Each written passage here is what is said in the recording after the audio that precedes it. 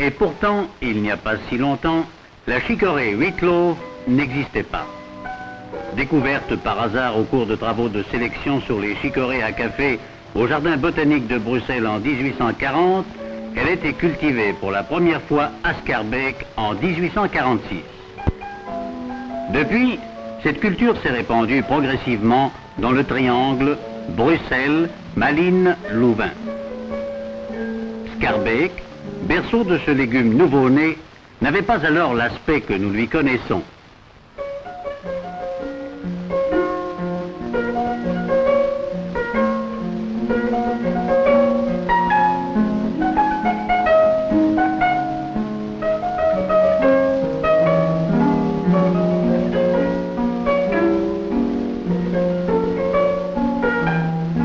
Nous étions alors très loin du Schaerbeek d'aujourd'hui, intégré au cœur de Bruxelles et battant au même rythme. Il n'y a pas si longtemps, disions-nous, et pourtant que de bouleversements. Et si notre pensée va d'abord à l'électricité, l'avion, la radio, la télévision, nous ne pouvons nous empêcher, ce qui est naturel puisque nous traitons d'un sujet agricole, de songer au développement absolument vertigineux lui aussi de l'emploi des engrais chimiques azotés, phosphatés et potassiques, auquel a correspondu un développement extraordinaire de la production agricole et une très grande amélioration de la qualité des produits. Partout, et plus spécialement dans notre pays, nos sols sont pauvres en potasse, la consommation des engrais potassiques a augmenté dans des proportions que personne, au début de ce siècle, n'aurait pu prévoir. C'est d'ailleurs dans les pays où l'on consomme le plus de potasse que les rendements sont les plus élevés. Pour l'acheteur de la grande ville, la chicorée Wittlow n'a qu'un intérêt gastronomique. Ce n'est pourtant pas un légume comme un autre. En plein Brabant, il s'est taillé un domaine qui a ses coutumes, son économie, ses images caractéristiques.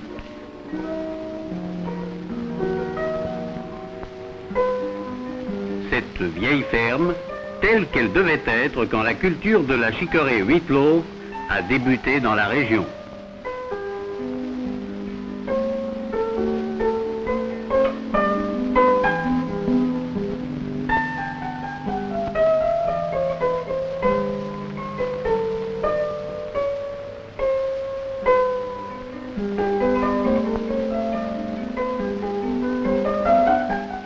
Ce curieux clocher qui date du XVe siècle, et à ses pieds, une installation de forçage caractéristique de la contrée.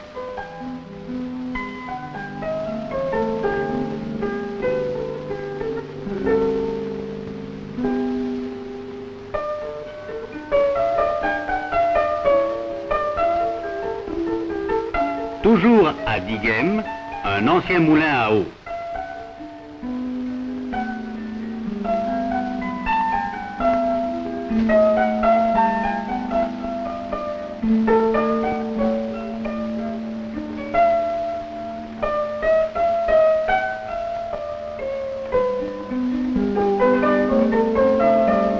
La cathédrale Saint-Rombaud de Malines, dont la tour majestueuse domine la ville et toute la campagne environnante.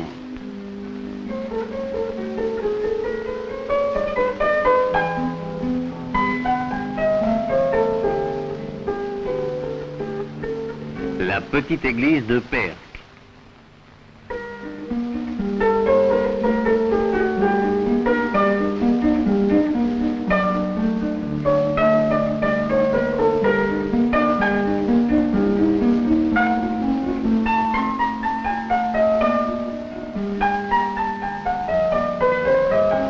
Le château féodal de Stenokerzeel qui fut, après la Première Guerre mondiale, la résidence de l'impératrice Zita.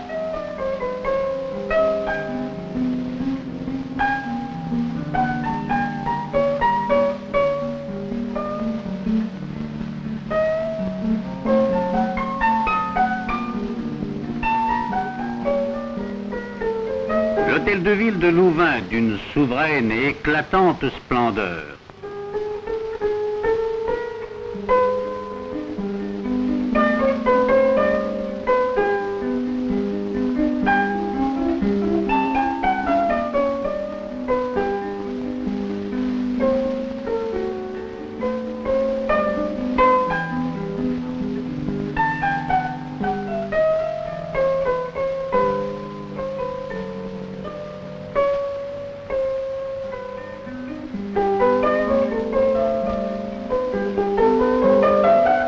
L'abbaye de Kortenberg.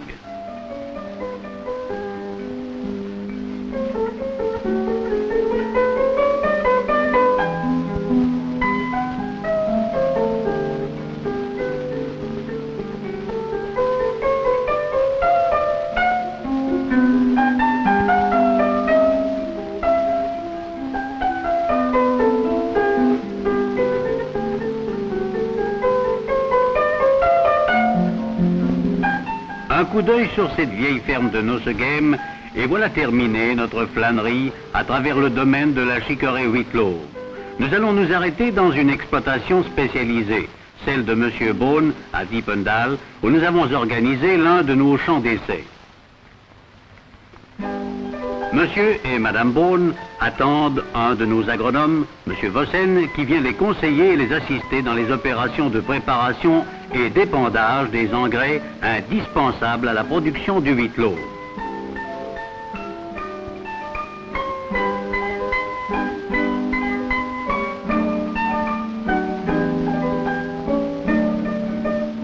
Entre le technicien et le praticien, les sujets de conversation ne manquent pas. Mais s'il est un problème qui, dès qu'on l'aborde, intéresse toujours au plus haut point l'agriculteur, c'est celui de l'emploi et du dosage des engrais chimiques. Monsieur Beaune avait d'ailleurs apposé sur l'une de ses portes notre tableau de fumure bien connu des producteurs agricoles. Comme tout cultivateur expérimenté, il n'ignore pas que pour obtenir des rendements élevés et de bonne qualité, il est indispensable de respecter les doses minima de potasse que nous préconisons dans notre tableau de fumure, en les complétant bien entendu par des doses appropriées d'engrais azotés et phosphatés.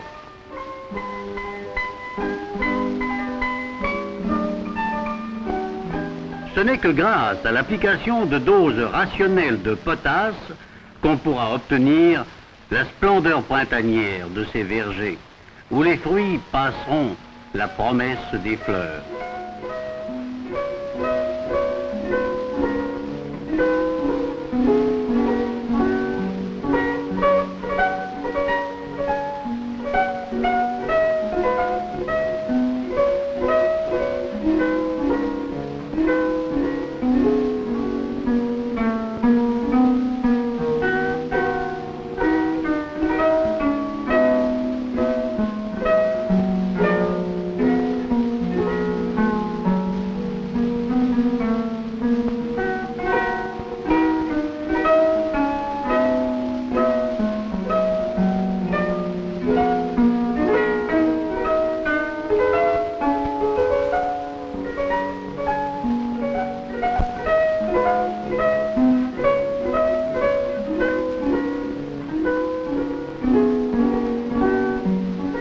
Magnifique champ de pois.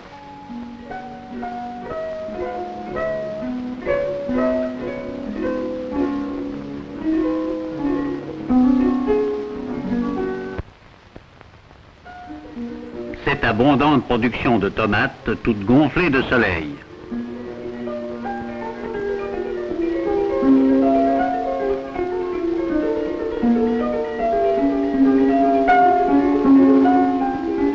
superbes champs de lin que l'averse n'abîmera pas et dont les fibres allongées donneront de la filasse de haute qualité.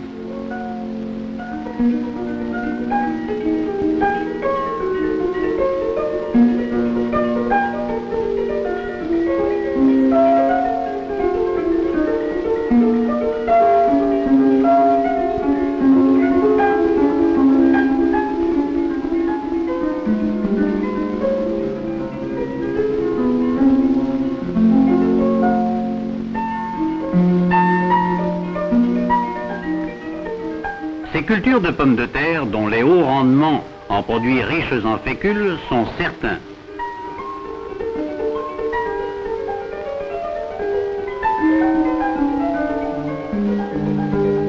Ces vigoureuses céréales aux grains lourds, résistantes à l'averse et aux maladies.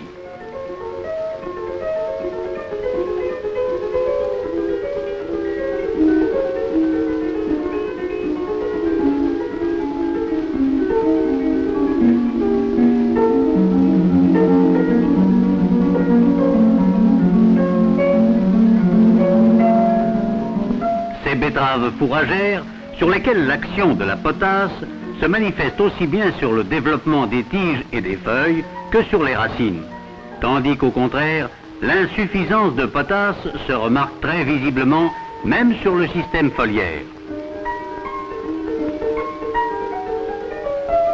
Et la conversation se termine sur un sujet que certains cultivateurs feraient bien de méditer, les prairies. Poussées comme la mauvaise herbe, dit-on, peut-être. Mais la bonne ne pousse pas toute seule, comme le croit sans doute le responsable de cette prairie mal soignée.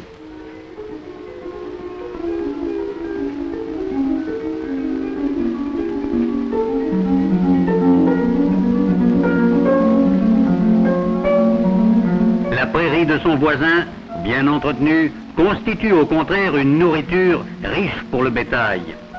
Il sait bien que s'il néglige d'épandre au moins 3 à 400 kg de chlorure de potassium 40% ou au moins 8 à 1000 kg de sylvinite 17%, il ne pourra produire qu'un fourrage pauvre, dans lequel les légumineuses, si appréciées par le bétail et riches en sels minéraux indispensables, auront été remplacées par des graminées de valeur nutritive très médiocre.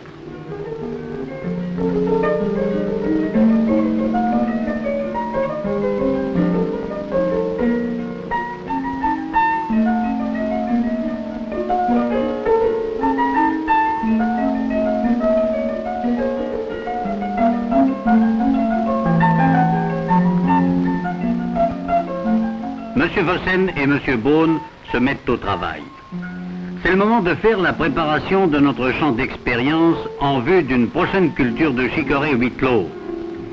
Le fumier de ferme sera appliqué et enfoui en automne ou, s'il est bien décomposé, au printemps, à raison de 30 000 kg à l'hectare. On s'assurera une récolte rémunératrice en complétant cette fumure organique par l'application à l'hectare d'environ 100 kg de nitrate d'ammoniac, 200 kg de fertifos, le tout mélangé à 4 ou 500 kg de chlorure de potassium 40% ou, mieux encore, de sulfate de potasse. N'oubliez pas que la potasse, l'acide phosphorique et l'azote ne se remplacent pas l'un par l'autre, mais qu'ils se complètent. De plus, le producteur appliquera régulièrement de la chaux.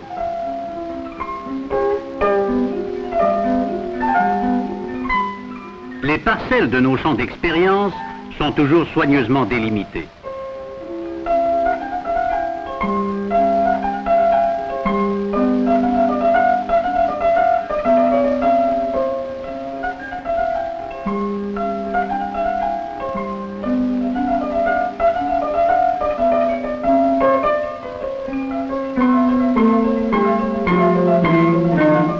Peu importe le système employé pour l'épandage, ce qui est capital, c'est la valeur de la fumure et sa répartition uniforme.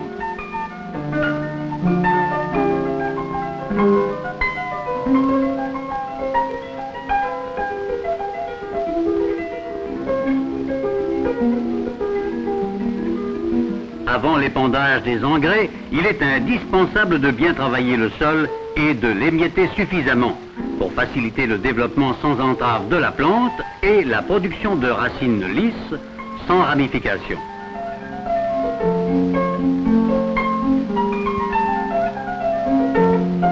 Un ou deux hersages enfouiront et mélangeront intimement au sol la fumure minérale, ce qui favorisera l'absorption des éléments nutritifs par les racines des plantes.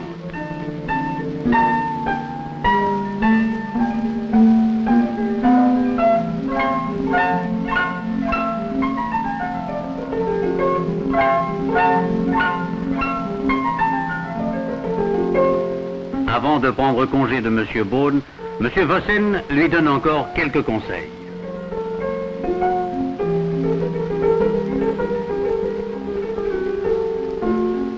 Nous allons les quitter maintenant pour suivre ensemble les diverses phases de la culture de la chicorée Wittlauf et de l'écoulement de la production. Le semis à la volée est remplacé depuis longtemps par le semis en ligne qui économise les semences, les enfouit et les recouvre uniformément, ce qui donne une germination régulière et facilite les soins d'entretien. Le semoir monoligne sème une ligne à la fois et trace en même temps un sillon peu profond à la distance voulue, marquant ainsi l'emplacement de la ligne suivante. La semence est recouverte d'une légère couche de terre qui est tassée par un petit rouleau fixé à l'arrière du semoir. La germination se produit ordinairement après quelques jours. Dès que les plantes lèvent, on bine bien le sol afin de détruire les mauvaises herbes et de permettre à l'air et à la chaleur d'arriver jusqu'aux racines. Peu après, on procède à un premier éclaircissage.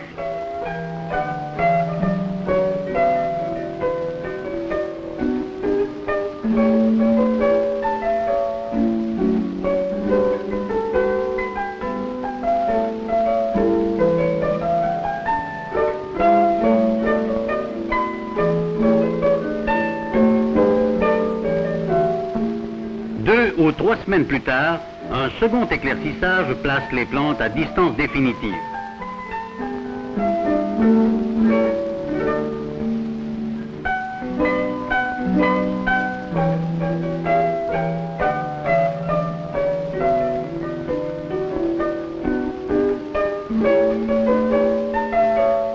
Grâce à la fumure appropriée, la végétation se développe vigoureusement.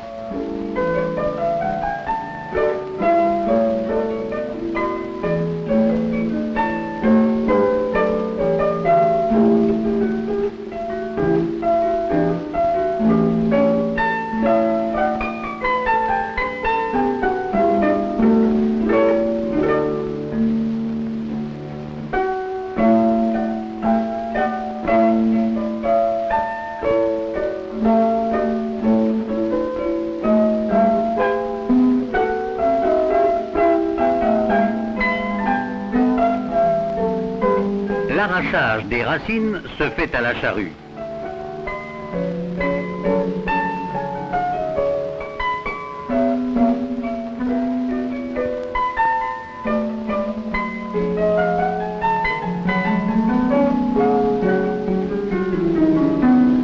Pour permettre à la sève se trouvant dans les feuilles de passer dans les racines, on abandonne celle-ci sur le champ pendant 1 ou 2 jours.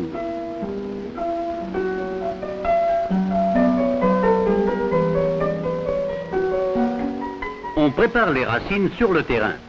Cela consiste à couper les feuilles à 1 ou 2 cm du collet, en ayant soin de ne pas blesser le cœur de la plante.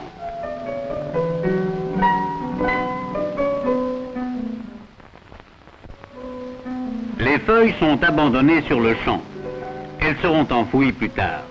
Afin d'arrêter la croissance, on laisse les racines se ressuyer pendant 2 ou 3 jours, soit en plein air, soit sous hangar. Les racines sont placées ensuite dans des couches, tous les collets à même hauteur et recouvertes d'environ 20 cm de terre, ce qui a pour effet de produire un légume à feuilles blanches.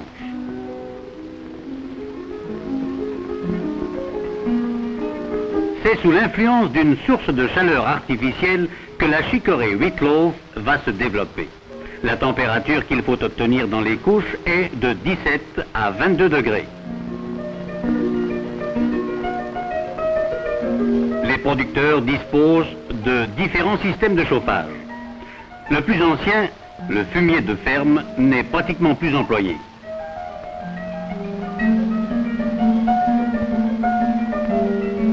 Mais quel que soit le moyen de chauffage, les couches sont recouvertes de paille, de paillasson, d'abris en bois ou de tôles ondulées pour y maintenir la chaleur et les protéger de la pluie et des gelées.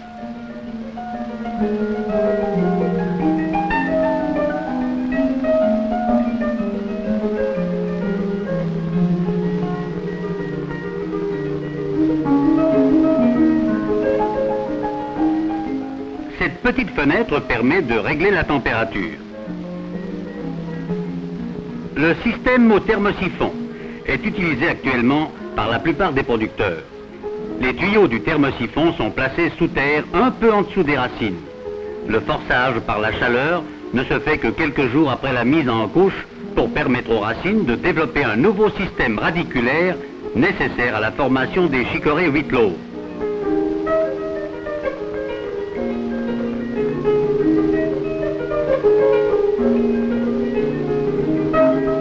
Si l'on emploie généralement les boulets comme combustible, il arrive, c'est le cas ici, que le constructeur transforme le foyer de la chaudière de telle manière qu'il soit possible d'y maintenir un feu continu alimenté par de l'anthracite.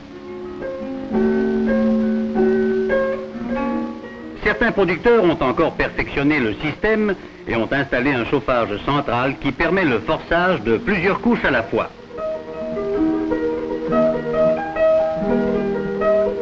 Mais le dernier cri en cette matière est certainement le forçage à l'électricité. Des essais ont été organisés à Nederockerzeel par la station du génie rural du ministère de l'Agriculture. L'élément chauffant, logé dans des tuyaux, est mis directement en terre.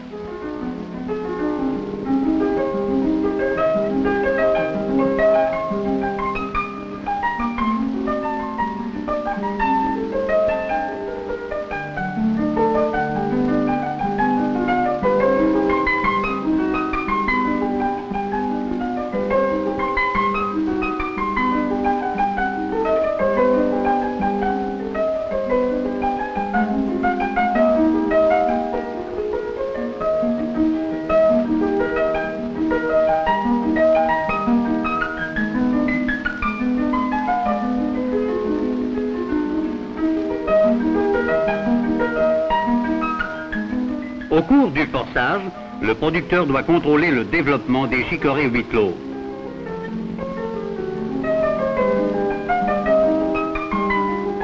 Sous l'influence de leur croissance, la terre qui les recouvre se soulève et se crevasse.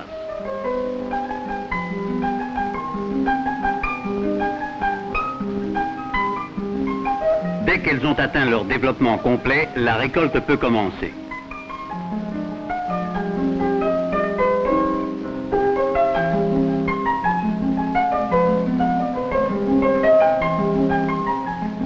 Jusqu'en 1900, les chicorées Wheatloaf n'étaient ni aussi serrées ni aussi denses.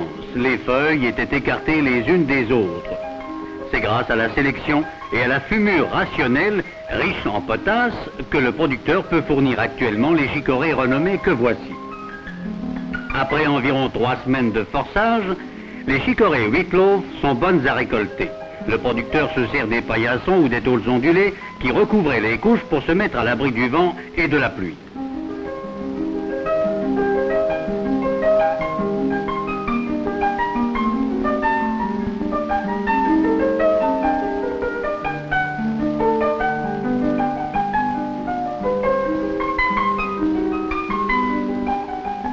Après la récolte, les racines sont destinées à l'alimentation du bétail, sauf quelques-unes, choisies parmi les plus belles, qui sont réservées à la production des semences et conservées en tas jusqu'au printemps.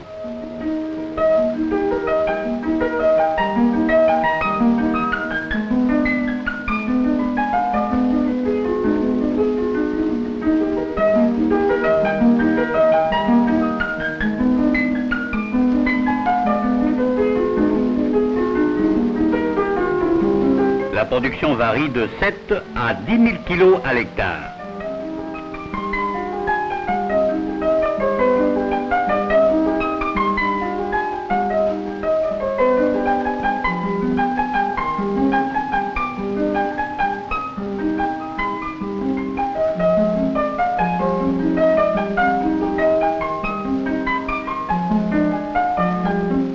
Le nettoyage et l'emballage se font généralement dans la cuisine ou dans un local spécial appelé Wheatloaf Cut. Il arrive cependant, quand le temps le permet, que toute la famille s'installe au dehors pour procéder à ces travaux.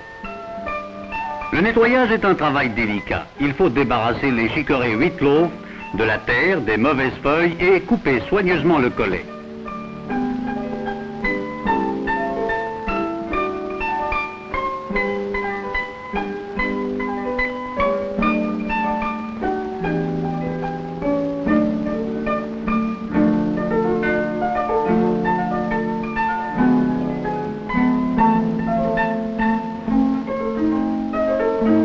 On les classe en deux catégories. On les emballe.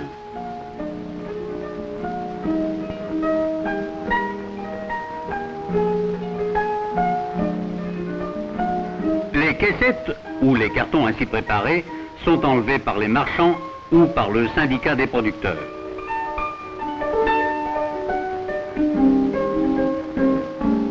Journellement, des centaines de tonnes de chicorées Wheatloaf sont acheminées ainsi vers les marchés. Voici la criée de Wavre-Sainte-Catherine, près de Malines, une des plus importantes du pays.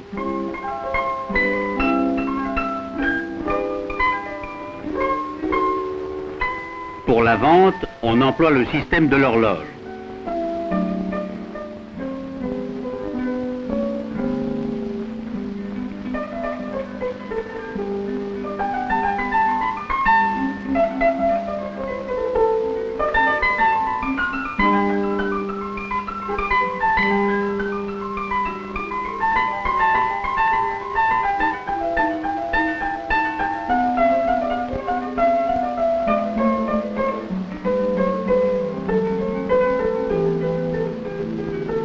Les camions amènent la chicorée Wheatloaf vers la gare de Arenlind, qui est le centre de groupement pour l'exportation par chemin de fer vers la France, la Suisse, la Hollande, l'Allemagne, l'Italie et la Suède.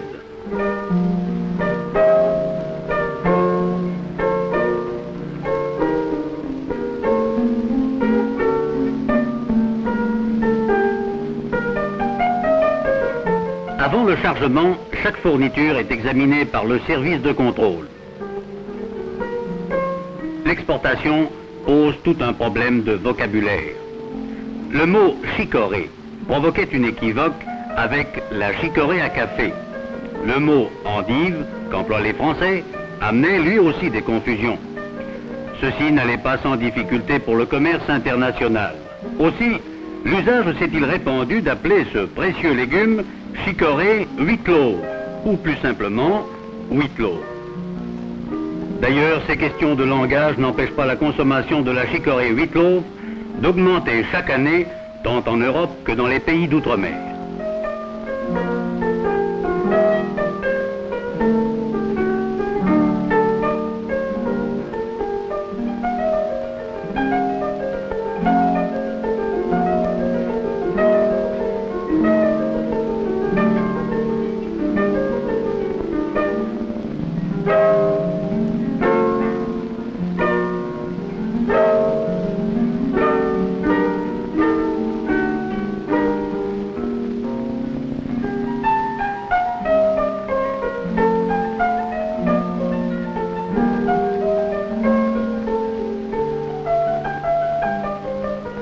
Les exportations au départ d'Anvers vers l'Angleterre, le Congo belge, le Canada, le Maroc, les États-Unis se développent continuellement.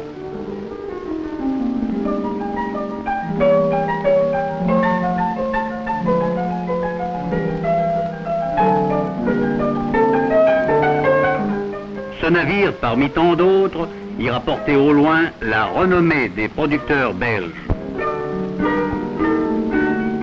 Et pourtant, il n'y a pas si longtemps, la chicorée Wheatloaf n'existait pas.